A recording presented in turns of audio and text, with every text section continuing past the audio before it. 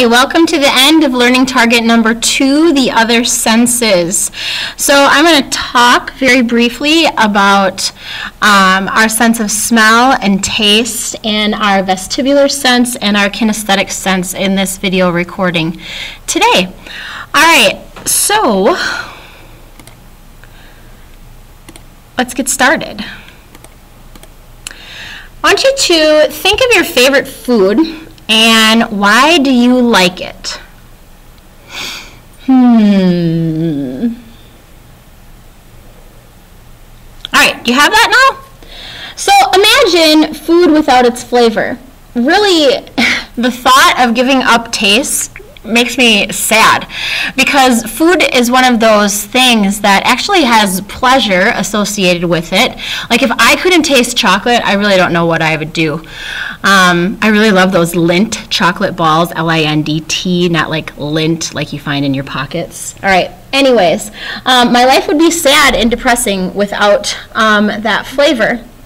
So when we think about that, we think about how our sense of smell and taste are actually very much associated with each other. There's links between the two, and we know this, like especially when we have a cold, how we tend to lose taste when we have a cold because our sense of smell has been limited by the virus that we have, or a bacterial infection, I guess it all depends. Anyways, but these two are very separate systems. So today, we're going to talk about the chemical senses to start off with. Smell being airborne chemicals that we are able to transduct in our nose and then send a message to the brain for interpretation, and taste, which would be chemicals that are dissolved in saliva, which are then transducted and sent to the brain for interpretations. So let's start off with taste. How does taste happen? And the fancy word for this sense is gustation. Anyways, if you take a look at the rounded bumps on your tongue, and if you want to, you can pause this video and go to a mirror and check out those rounded bumps. Well, inside of those rounded bumps, as you can see pointed out here in this visual, are what are called papillae. All right, the papillae are the rounded bumps, and inside the rounded bumps are taste buds. And taste buds are the receptor cells for the gustation sense. Now, the taste buds are where transduction happens. Taste buds are replaced about every 2 weeks. When we're born, we have about 10,000 of them. As we grow older, we move to about 5,000, which is why scientists believe that the taste, our sense of taste diminishes as we age. Anyways, so the taste buds send a message up to the parietal lobe and to the somatosensory strip, where then it is interpreted. Now, the interpretations are sweet and sour, bitter, salty, and umami. Have you seen that? I think it's a Sonic commercial. Check it out. They say umami on it. You might know what I'm talking about. Umami is like a savory kind of flavor, a flavor that you might taste, let's say when you have soy sauce or Parmesan or mozzarella cheese. It's also associated with anchovies, mushrooms, and very hearty meat kind of broths. Okay? All right, so our sense of taste can be improved if we have more papillae, thus more taste buds. So somebody who is a super taster may have more papillae on their tongue as opposed to somebody who's a non-taster who has a very limited amount of taste buds and, of course, papillae on their tongues. So 10%, I believe, of the population are super tasters, where what we mean by super tasters are people that are highly sensitive to flavors. They are probably very picky eaters because flavors are overwhelming to them because they have so many papillae on their tongue. Now, taste is very, very much associated with culture. Okay, our culture influences our sense of what we would define as good and bad tastes, our experiences, and those types of things. So that is how taste happens. Moving on to smell, and how do we smell? First of all, a little conversation about why do we need smell. And from an evolutionary standpoint, it makes sense that we have a sense of smell because it would keep us from sensing danger and sensing like smoke or something like that, or maybe gases that are leaking, something like that. Or also like rotten food. From fresh food, we're also able to distinguish that. So it makes sense that we would have this. How are we able to smell? Well, there are receptor cells in the olfactory epithelium of our nose, which is that membrane of our nose where little hair cells are. Now, this is not the hair that grows out of old men's nose. The hair cells that actually have the process of transduction in them are actually located up on the high ridge part of our nose, in the back of the nose, as we would call it. So I have a little video to show how the sense of smell works.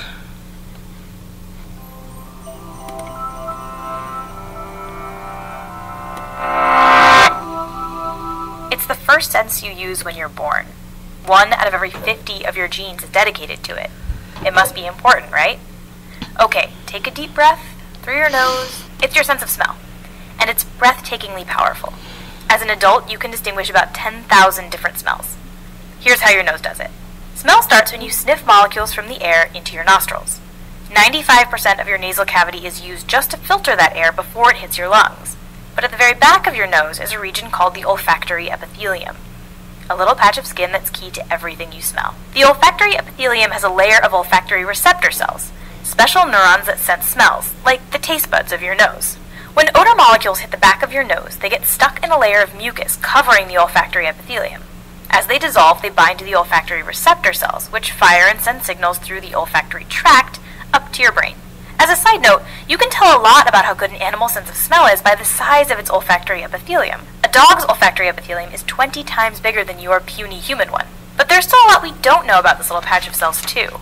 For example, our olfactory epithelium is pigmented, and scientists don't really know why. But how do you actually tell the difference between smells? It turns out that your brain has 40 million different olfactory receptor neurons. So odor A might trigger neurons 3, 427, and 988, and odor B might trigger neurons 8, 76, and 2,496,678. All of these different combinations let you detect a staggeringly broad array of smells. Plus, your olfactory neurons are always fresh and ready for action. They're the only neuron in the body that gets replaced regularly, every 4 to 8 weeks. Once those neurons are triggered, the signal travels through a bundle called the olfactory tract to destinations all over your brain, making stops in the amygdala, the thalamus, and the neocortex. This is different from how sight and sound are processed. Each of those signals goes first to a relay center in the middle of the cerebral hemisphere, and then out to other regions of the brain. But smell, because it evolved before most of your other senses, takes a direct route to these different regions of the brain, where it can trigger your fight or flight response, help you recall memories, or make your mouth water. But even though we've all got the same physiological setup, 2 nostrils and millions of olfactory neurons, not everybody smells the same things. One of the most famous examples of this is the ability to smell so-called asparagus pea. For about a quarter of the population, urinating after eating asparagus means smelling a distinct odor. The other 75% of us don't notice. And this isn't the only case of smells differing from nose to nose. For some people, the chemical androstenone smells like vanilla. To others, it smells like sweaty urine, which is unfortunate because androstenone is commonly found in tasty things like pork. So with the sweaty urine smellers in mind, pork producers will castrate male pigs to stop them from making androstenone. The inability to smell a scent is called anosmia, and there are about 100 known examples. People with alicin anosmia can't smell garlic. Those with eugenol anosmia can't smell cloves. And some people can't smell anything at all. This kind of full anosmia can have several causes. Some people are born without a sense of smell. Others lose it after an accident or during an illness. If the olfactory epithelium gets swollen or infected, it can hamper your sense of smell, something you might have experienced when you were sick. And not being able to smell anything can mess with your other senses too. Many people who can't smell at all also can't really taste the same way the rest of us do. It turns out that how something tastes is closely related to how it smells. As you chew your food, air is pushed up your nasal passage, carrying with it the smell of your food. Those scents hit your olfactory epithelium and tell your brain a lot about what you're eating. Without the ability to smell, you lose the ability to taste anything more complicated than the 5 tastes your taste buds can detect: sweet, salty, bitter, sour, and savory. So the next time you smell exhaust fumes, salty sea air, or roast chicken, you'll know exactly how you've done it, and perhaps be a little more thankful that you can.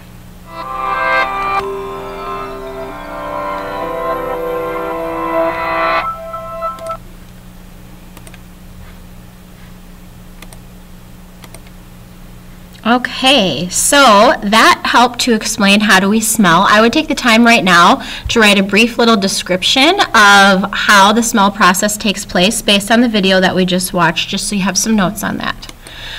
All right, so the parallel processing and the binding of eating. So like she was saying in the video, eating is a pretty complex sensory experience. Not only are we combining the sense of taste with the sense of smell, but we're also combining some other senses as well. We're combining the tactile senses because we would want to know what the consistency of the food is that we're eating, the spiciness as far as like would it burn our mouths, okay? And burn as in a spicy burn, not as in a temperature burn, but that's also something that we would take into consideration when it comes to eating. Eating can also be a top-down kind of processing. Ew, that looks gross, I'm not gonna like it, and then you don't like it. And we know that taste is integrated with reward circuits. I just talked about that as far as pleasure goes and dopamine producing. And then, of course, we get our preferences for what we like as a result of our experiences. Now, important to understand here the difference between, when it comes to eating, the difference between taste and smell. So let's say that you pop into your mouth a lime Skittle. Okay, now just the fact that it's green, and actually we should probably add here that sight can play a role, of course, in our eating experience, because the fact that it's green might make us start thinking that it's going to taste like lime, which then, of course, can play a role top down. But let's say that we don't see it. Let's say that we don't see that we put a green Skittle in our mouth, okay? What our taste buds or our papillae are going to do is send a message that this is a very kind of sour kind of taste. But we can't tell just by our papillae that it's lime. We need the smell to also help us with that, okay? So that's kind of how all this information is coming in at once, and then our brain puts it all together to create the experience of that Skittle, okay? All right, so moving on. How do we maintain balance in our orientation and position in space? This is where we come to our 6th and our 7th senses. Our vestibular sense, of course, which is our sense of balance, and this is located in the inner ear, and this is those semicircular canals that we labeled when we were talking about the auditory system. So this part, like this says right here, allows us to have a sense of balance. So let's see how we're able to maintain our balance and our position and orientation in space with our semicircular canals.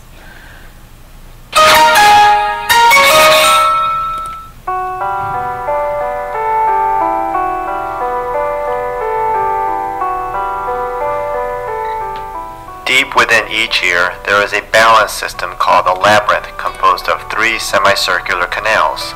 These semicircular canals are also connected to the cochlea, which is the organ that allows for hearing.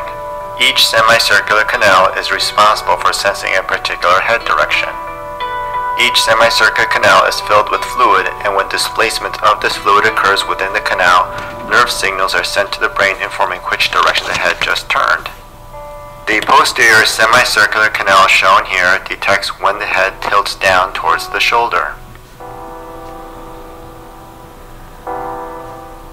The superior semicircular canal detects when the head nods up and down in a yes motion.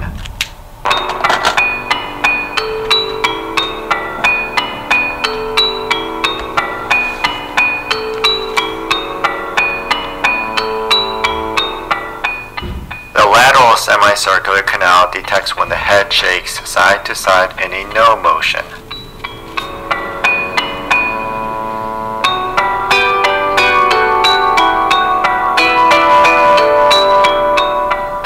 When a person is dizzy, one of the main tests performed to determine whether the inner ear is the source of the dizziness is the Dix-Hallpike maneuver shown here. The head is turned 45 degrees and the body laid back such that the head is extended about 20 to 30 degrees. Okay, we can end our video there. All right, so it's important to understand that in the semicircular canals, there are little hair-like structures that are sensing the fluid that's in there. I think I have a closer visual right here, based on the position of the head and how our body is obviously tilted. Now,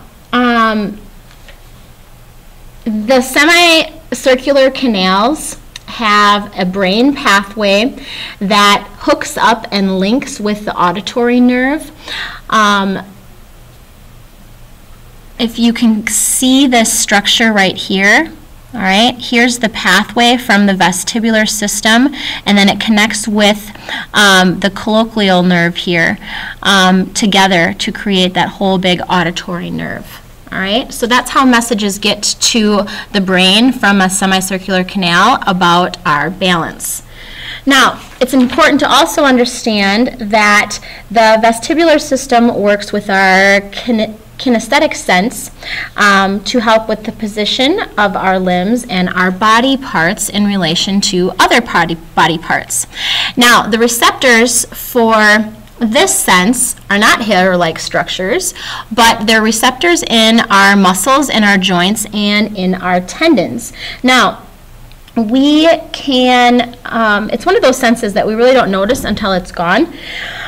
We can understand what our kinesthetic sense is. If you close your eyes right now and then I tell you touch your nose, you would be able to find your nose with your eyes closed because you can feel where your body and your body parts are even without seeing them. That's our kinesthetic sense.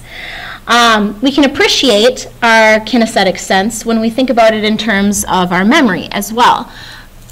So when it comes to like typing, for example, we're able to remember where the keys are on the keyboard without even looking because that's part of our kinesthetic sense.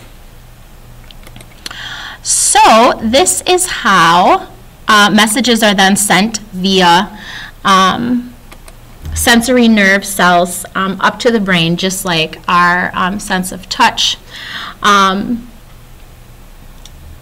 So that would then go up to our,